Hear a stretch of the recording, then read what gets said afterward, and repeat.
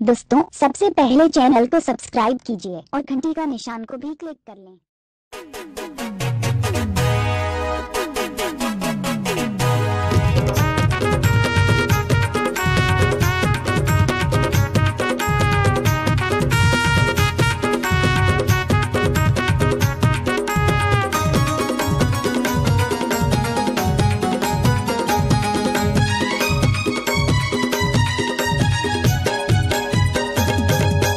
चचा चलत है रानी एक कंकर बस्तर माँ, चचा चलत है गोरी एक कंकर बस्तर माँ।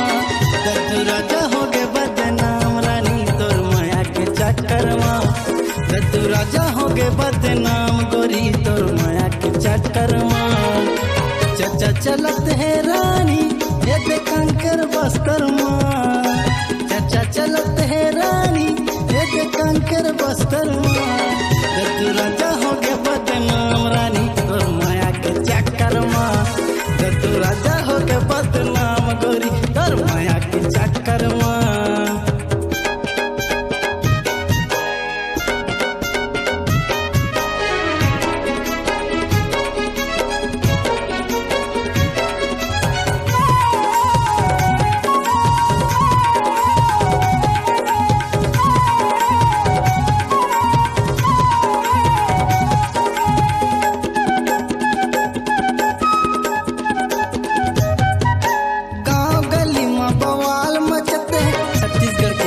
कोना जानत है लइका सियान मन तना देवत है, ऐसे लगे जैसे छुरी चलत है।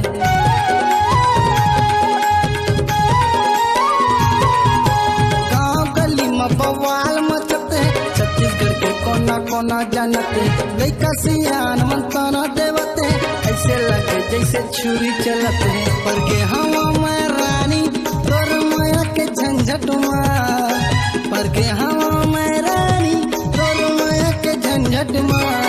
दद्दू राजा हो के बदनाम रानी तोर माया के चक्कर माँ, दद्दू राजा हो के बदनाम रानी तोर माया के चक्कर माँ।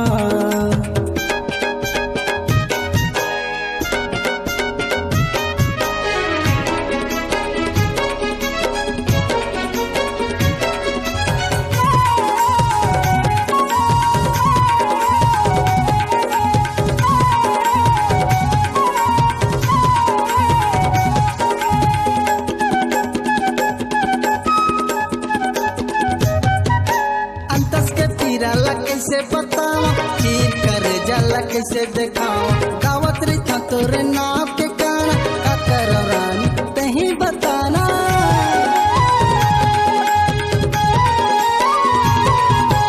अंतस के पीराला कैसे बताओ चीर कर जाला कैसे दिखाओ, गावत रही था तोरे नाम के गाना का करो रानी तही बताना। का करे ते रानी मोर पर जादू मंतर ना, करते रानी मोर पर जादू मंतर ना। दद्दू राजा हो गए बदनाम रानी तो माया के चक्कर माँ, दद्दू राजा हो गए बदनाम गोरी तोर माया के चक्कर माँ।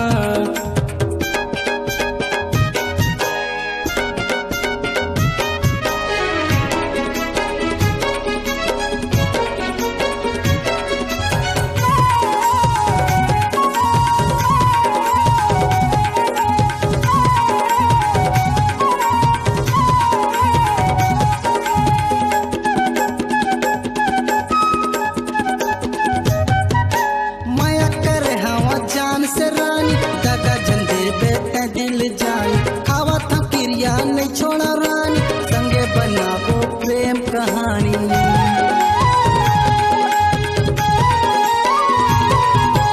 माया करे हवा जान से रानी दादा झंडे बेटे दिल जानी, खावा था क्रिया नहीं छोड़ा रानी संगे बनाबो प्रेम कहानी।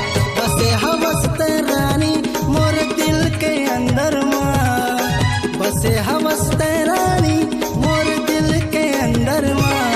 दद्दू राजा हो गए बदनाम रानी तोर माया के चक्कर माँ, दद्दू राजा हो गए बदनाम रानी तोर माया के चक्कर माँ। चचा चलत है रानी एक कंकर बस्तर माँ, बस्तर माँ